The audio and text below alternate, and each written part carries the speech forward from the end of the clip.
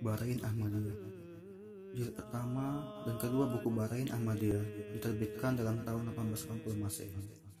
Jilid ketiga dalam tahun 1882 dan jilid keempat pada tahun 1884. Jilid kelima rupanya memang diatur di bawah kendali Samawi, memerlukan waktu panjang untuk penerbitannya.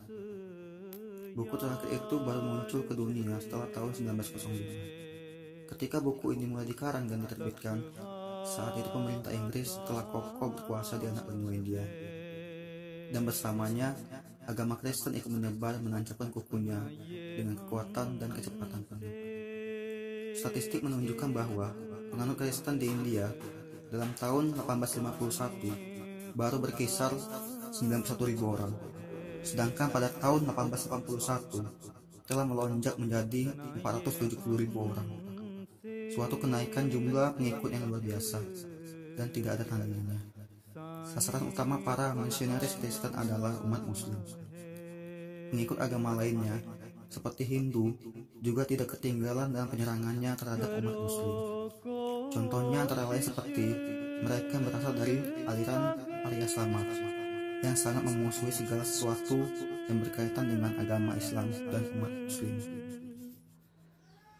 Dalam keadaan seperti itulah, maka Hazrat Mirza Ghulam Ahmad yang kemudian mengemukakan dirinya sebagai Masih Maud dan Imam Mahdi mengangkat pena guna membuktikan kepada dunia tentang kebenaran Islam dan keutamaan Al-Quran.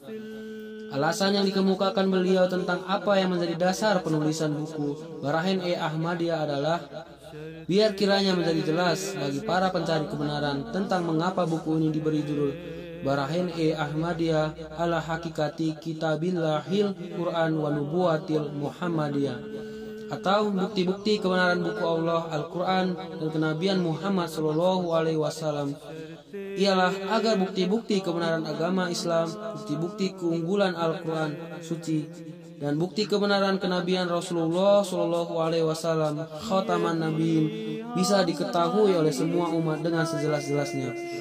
Adapun mereka yang tidak meyakini kitab suci itu dan rasul pilihan tersebut, kiranya dapat dibungkam dengan bukti-bukti intelektual yang sempurna sehingga mereka tidak lagi dapat membuka mulutnya dengan semena-mena. Hazrat Ahmad alaihissalam menawarkan hadiah 10.000 rupiah.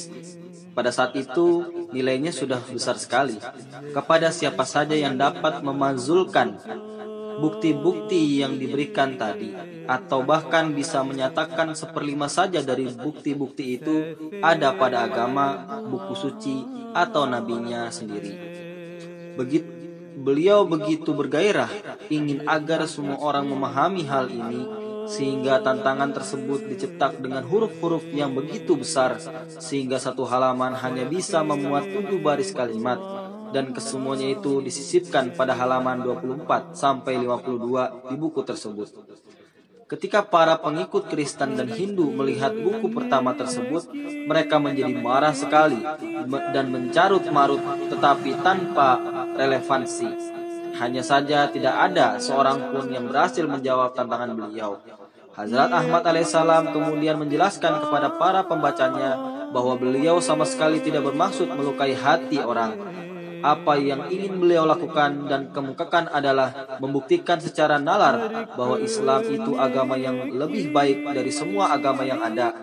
Beliau mengemukakan bahwa sudah bukan zamannya lagi menganggap dongeng-dongeng sebagai bukti dari suatu agama yang hidup dan jadi panutan.